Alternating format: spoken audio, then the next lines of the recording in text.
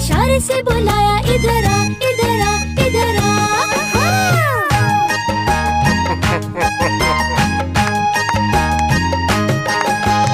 एक मोटा हाथी झूम के चला, चिंटू को बिठा कर घूमने लगा। हाथी जो नाचा चिंटू हंसा, चिंटू को हाथी ने नीचे उतारा। अरे वाह, अरे वाह, अरे वाह।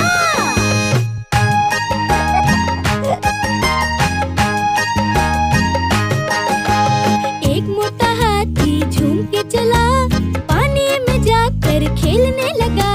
तितली को देखा पीछे पड़ा, तितली को हाथी ने इशारे से बुलाया, इधर आ, इधर